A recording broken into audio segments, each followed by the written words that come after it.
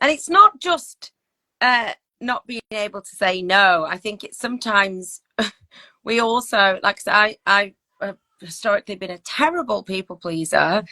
It's not even just saying no to things that you're asked to do. Like sometimes you just volunteer yourself for stuff. So, and that's quite a common dynamic, isn't it? Where somebody is in need, and then you have a really giving person who thinks they're doing the best, but actually you're just enabling their behavior. They get their validation from being perceived as being nice. We shouldn't be nice. Nice is not a good place to be. I don't like nice. Quote, you chose our quote. It's Steve Jobs' quote. And he said, your time is limited. Don't waste it living someone else's life. Straight into the point. Exactly. That's it. So yeah, oftentimes we're running around doing, I suppose, neglecting our own needs, running after other people's needs. You know, we sacrifice our own selves, you know, in pursuit of helping other people. But oftentimes that's detrimental to our own mental and physical health. We have to learn how to put ourselves first, because we can't actually help others if we don't actually fill our own cup up first. Absolutely. Yeah. So, and it's not just not being able to say no. I think it's sometimes we also, like I said, I have historically been a terrible people pleaser. It's not even just saying no to things that you're asked to do. Like sometimes you just volunteer yourself for stuff, throw yourself under the bus, you know, and whatever time you spend trying to help someone build their dreams or, you know, tick their boxes, you're not spending time ticking your own, are you?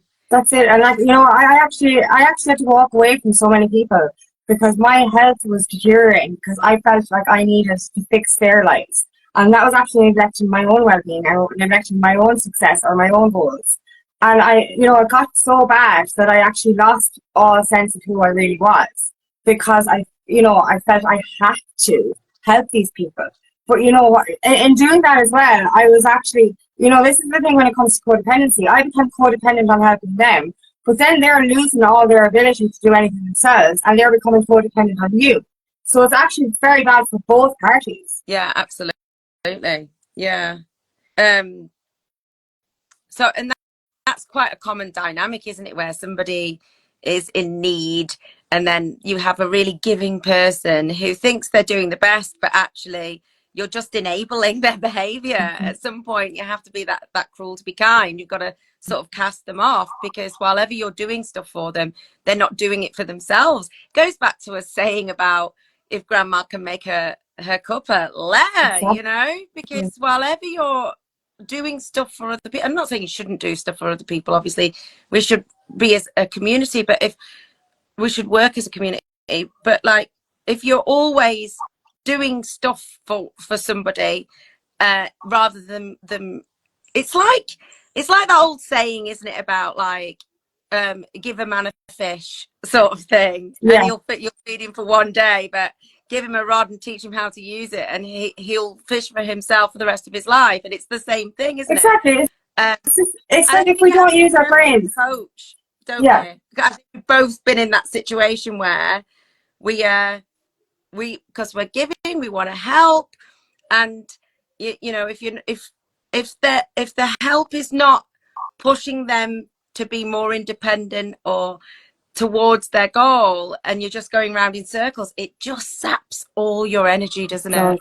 It does. It drains, and that they kind of turn into the energy vampire then, and you're their victim, because they actually feed off your life force energy, and that drains and depletes you until you're left with absolutely nothing. And then if you set boundaries with these people, they actually retaliate and get angry with you because they can't actually steal your life force anymore, but you've nothing left to give. You know, I remember this with my dad, like, you know, he got angry, and I told him, as an empath, I get very drained. And when I drain, I have to just shut down. I can't even talk. And he got angry with me because I had nothing for him to steal. And it's just like, I have nothing left to give. I can't actually even speak right now because I have nothing left to give. like rinse Yeah. out your cup, get the last drop out. I'm like, I've got nothing left for you.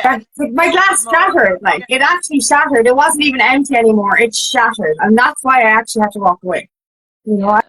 and that's it. We have to start to understand, like, I give and I give and I give, but if you don't give back to yourself, or if you're giving to the wrong person, you're going to deplete. And it affected my mental and physical well-being. It really did, and it set me back a long, long time. Yeah. Yeah. And I think you can have that dynamic with an individual, and you can just be a person that just does that everywhere. Like some people, they get their validation from being perceived as being nice. We shouldn't be nice. Nice is not a good place to be. I don't like nice. Be kind, absolutely, but being kind doesn't mean throwing yourself under the bus. Niceness, to me, the difference between kindness and niceness is like nice is for a gain. It's for how you're viewed. It's for what you will get in return. So they'll either see you as nice and that makes you feel good, or you expect, and I don't know if I've talked about these before, secret contracts that we make with people. We expect something in return. So I remember, as being a people pleaser, that I would go out of my way for other people all the time. And then when they didn't so I would throw myself under the bus, and my time, I would put myself, so I wouldn't have enough time to do the things that I want to do because I was helping somebody else, or I was doing what that other person wanted to do because I was being nice. And then when that wasn't reciprocated, I was resentful. I was like, but I've done this, this, and this for you, and like I clearly I need some help now, and you're not helping me. And it's because I made a secret contract with those people. It's like, I'm throwing myself under the bus right now for you, but I expect you to do the same. But then I'm not That's going it. Like, to we talk give about it. I'm without. just going to be angry behind closed Yeah. doors. We give without expecting, but we end up giving to the wrong people. We're not actually asking for something in return. But we kind of do expect, would that person have my back the way I have their back? That kind of thing. And oftentimes they don't, and you're actually giving all your love and energy to a person who doesn't really give a shit about you. All they want is your life force, and they want your energy, and they want you to do everything for them. And just you have to be so mindful of, when you're helping somebody. I've done this analogy before. You're helping the next person up that mountain, so you throw that rope down. But an oftentimes the energy vampire, or the person you're people pleasing, is literally holding onto that rope and dangling and saying, "You pull me up, I'm not going to do anything," and your hands are getting bloody. Yeah, your hands are getting bloody, and you're falling back down to try and pull them up. Whereas when you actually help a person who wants to help themselves, they will pull themselves up as you pull up as well. So this is what's so important. And like, oftentimes this comes from trauma. This is what happened with me, is like, because of past trauma, because of feeling rejection and abandonment in our past, we're kind of feeling the need for validation from that person. So that's why we end up over people pleasing. And another thing I go to here as well is, we've been led to believe that it's selfish to put ourselves first. That we have to do everything for every Tom, Dick, and Harry, even if they're assholes. Like, and we reply to people who are abusing us, or apologize to our abuser because we fear confrontation, or because we feel like we have to do this. But it's so important to start to bring that back to yourself and understand that you can say no, and that you can put yourself first, because that is the most important thing. Yeah, so it's like, it comes from lots of different things, doesn't it? And there's no wonder that we do live. There's a lot of people, and I think in the teaching profession, I think it's that there's a lot of people pleasing in that profession. I think because it's a caring profession, I think you probably find the same in nursing and other ones. Not everybody, but people who are very giving can often find it hard to find the boundary, like to assert a boundary in the right place. They get so much pleasure out of helping people that they end up going too far and not helping themselves. I think often we can forget that we're a person too, and that what we want and need is important. Yeah, so that, and just that we're taught to good girl for doing as you're told. Even in schools, we train children to follow the rules and not question it and do as you're told. And so the way society is set up, and our experiences often as children, we want to please those around us, um But but we have often, as you just said there, it's conformity yeah, and it's fear. We're afraid to say no. We're afraid to break the rules because, oh my God, we're going to get in trouble. And that's what I hate about the system is like we're literally from day one put in fear that if you do a wrong thing, you're going to get reprimanded, you're going to get punished. So we have to say yes all the time. And it's the same in a work environment. It doesn't really matter what it is. We're saying yes to the boss all the time because we're like, oh my God, what if I get fired? What if I get fired? yeah, And as a supervisor, I started doing it my way and I got demoted because I did it my way. Even though my way worked perfectly, he demoted me because it wasn't his fucking way. yeah, You know what I mean? yeah, yeah. So this is the thing, So it's this is so important that we learn how to say no, or just to consider ourselves first. It's not always in that structure of saying no, but if we are asked to do something that we don't want to do, we've got to be able to say no. I know from myself, I wouldn't say I'm so much a people pleaser. I think I'm quite kind, but I am able to prioritize myself as well. However, I do find it hard to say no unless I have a reason, which is still a little bit people pleasing, isn't it? Like if I don't want to do it, I should just be able to say, no, that's not for me, but I still feel like, sorry. It always starts with sorry, no, I can't do that because I'm visiting my mum that weekend, or no, sorry, I've got the kids that weekend, or no, sorry, I've got, it has to have a reason. And actually, you don't have to have a reason to say no, do and you? it took me a long time to realize that, I had to keep doing things that were going against me. But my body started reacting. I started getting tummy issues when I was supposed to go somewhere and I didn't want to go anymore. And I just have to say it. I don't feel well. And I know that's still an excuse, but we can just say, no, I'm sorry, I can't do this, or I'm just not up for it. And if you're not able, you're just not able. And you don't actually have to give somebody an explanation. Like, we feel obliged.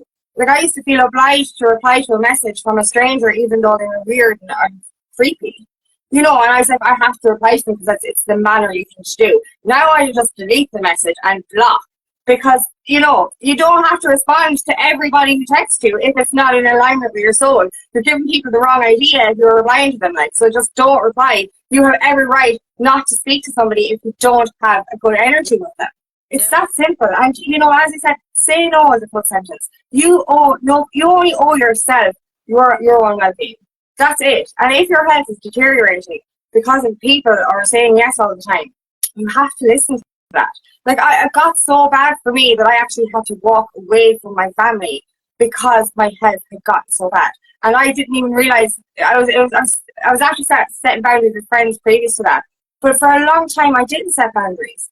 And this is the thing, we set boundaries with these people, and you know that the people you need to walk away from because they turn it around on you and they guilt trip you and say you're being selfish. You're not being selfish if you're not feeling well and you're trying to put your health And first. also, I think sometimes, and I was guilty of this, is that I thought I had boundaries in my head, but they were secret boundaries that I never actually shared with anyone else. Like, I would just be silently resentful that they crossed my boundary, And so a boundary isn't really a boundary unless it's communicated and asserted, So it's no good saying, well, I won't do, I won't work after 1 o'clock. I personally work at school till 12:30. So I say my boundary, it isn't, because I work all different hours. But let's say my boundary is I'm not going to work past 1 o'clock, and then I'm asked to do a meeting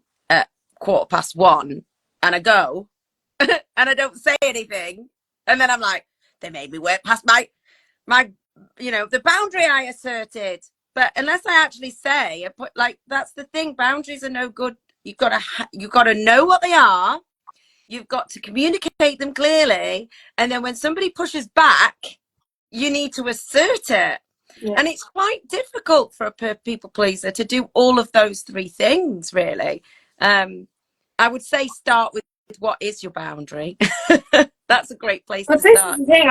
I set a boundary, and I was then accused of being selfish, and then that was draining my energy as well. And I was typing out the message going, I have no problem blocking your number. And the minute I sent that message, I actually blocked the number because I said I have to assert this boundary now, or it's not going to work. And I did that, and I haven't unblocked that that person either. And it's hard to do, but don't let it get that far. Don't let somebody suck that life force out of you so much that you actually have to walk away completely. Yeah.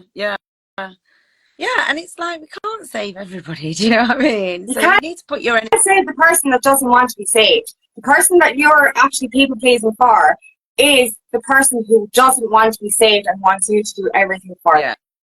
They're Definitely refusing to do their own healing, and they're literally kind of just feeding off of your high vibration energy. Yeah.